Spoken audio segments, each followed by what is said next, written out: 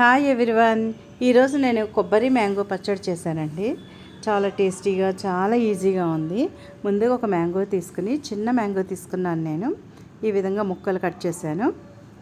ఇలా చిన్న చిన్న ముక్కలు కట్ చేసుకున్న తర్వాత అట్లాగే మన ఒక కప్పు మ్యాంగోకి 1.5 కప్పు కొబ్బరి తీసుకోవాలి. కొలతల ప్రకారం చేసుకుంటే చాలా టేస్టీగా, చాలా ఈజీగా అయిపోతుంది మనకి. ముందుగా ఒక కళాయి పెట్టుకుని స్టవ్ మీద ఒక 3 స్పూన్స్ పల్లీలు వేసి ఫ్రై చేసుకోవాలి. ఈ విధంగా ఫ్రై చేసుకున్న తర్వాత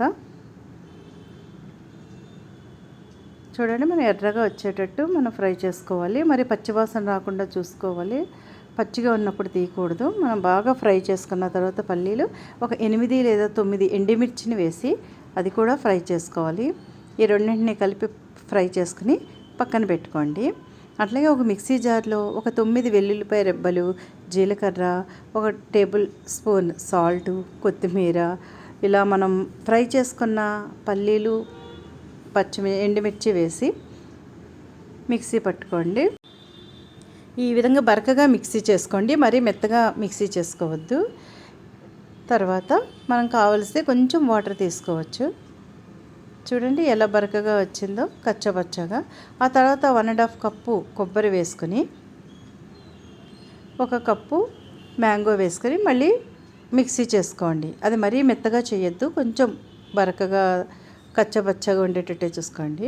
ఒక కళాయిలో ఆయిల్ వేసి, ఒక స్పూన్ నెయ్యి వేసి, దాంట్లో తాలింపు గింజలు, మినప్పప్పు, ఆవాలు, జీలకర్ర, శనగపప్పు, ఇంగువ, కరివేపాకు, ఎండుమిర్చి ఇవన్నీ వేసుకుని స్టవ్ మీద పెట్టి కొంచెం ఎర్రగా దోరగా వేయించుకున్న తర్వాత మనం ఒక బౌల్లో మిక్సీ జార్లో ఉన్న పచ్చడిని తీసుకుని తాలింపు అందులో వేసుకోండి.